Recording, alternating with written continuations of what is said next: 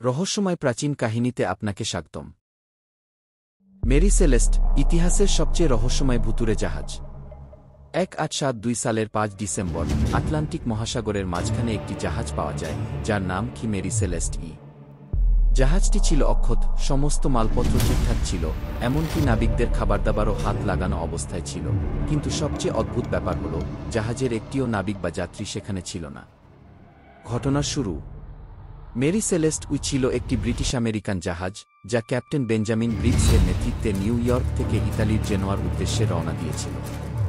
জাহাজে ছিলেন captain Benjamin Briggs, তার স্ত্রী ও কন্যা এবং 7 জন নাবিক।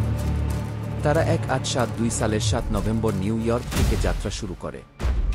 জাহাজের অবস্থান ও রহস্যময় আবিষ্কার।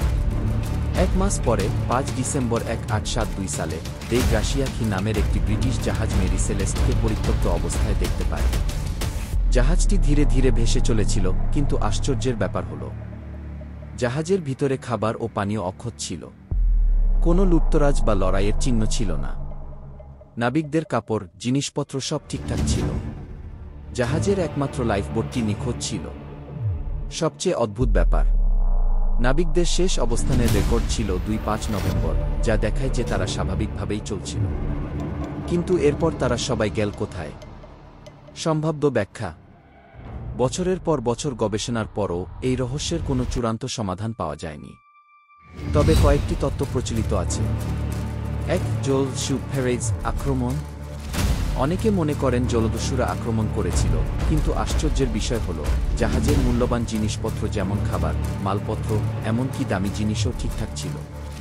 তাই জলদস্যুদের কাজ বলে মনে হয় না। 2. সমুদ্রের দানব বা অতিপ্রাকৃত শক্তি। কিছু কল্পকাহিনীতে বলা হয়, কোনো সমুদ্রদানব নাবিকদের আক্রমণ করে তাদের গভীর সমুদ্রে টেনে নিয়েছে। আবার কেউ বলে তারা হয়তো ভিনগ্রহের প্রাণীর কবলে পড়েছিল। 3. পানির অতিরিক্ত চাপ ও গ্যাস বিস্ফোরণ। একটি বৈজ্ঞানিক তত্ত্ব বলে, জাহাজে থাকা অ্যালকোহলের কিছু বোতল লিক হয়ে যায়, যা নাবিকদের মনে ভয় ঢুকিয়ে দেয় যে জাহাজ বিস্ফোরিত হতে পারে। এতে তারা লাইফবোটে উঠে পালিয়ে যায়, কিন্তু ঝড়ের কবলে পড়ে আর ফিরতে পারেনি। 4. প্রচণ্ড ঢেউ এবং তীব্র ঝড়।